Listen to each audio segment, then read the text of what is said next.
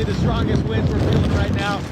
Right down here in Perry, Florida, getting into the eye wall as Hurricane Helene now coming on shore. With it, destructive winds, possible catastrophic destruction, definitely to the trees here, unfortunately, and some of the worst of it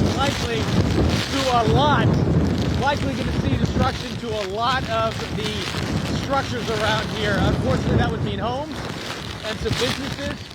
So far where we are, things are holding up fine. The metal roof is intact. They're currently remodeling this location, so a lot of it has a new look to it. And wow, now it feels like the rain is whipping around and coming around on the edge here as it's going.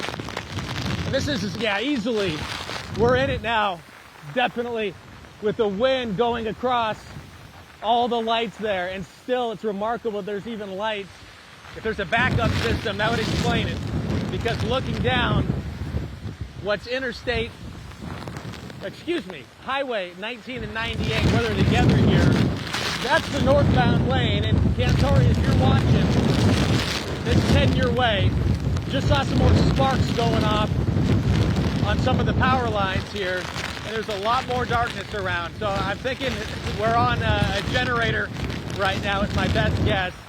As the only explains the sparse look. Oh, wow. Just now, again on the horizon, knowing there's a forest over there, I'm not sure what power lines are going, but I've seen another flash, just saw another flash go. That yellow, there goes more of the lights. Oh, it's flipping. Yeah, there it all goes. It has turned into a really violent night in cities like Cedar Key, Florida here, as the winds are now gusting more than 80 miles an hour with Hurricane Helene. And let me show you what that's doing and also what the storm surge is now doing, because we're getting the double whammy. We're getting hit hard. I've never seen this before, ever.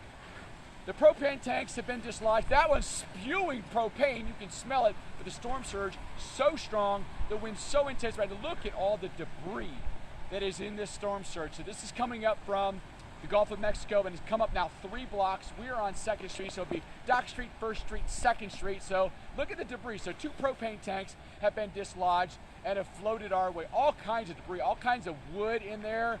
I don't even know what that thing is right there, but we got some decking. If you look down 2nd Street, there's a deck and railing that's floated into the middle of the street.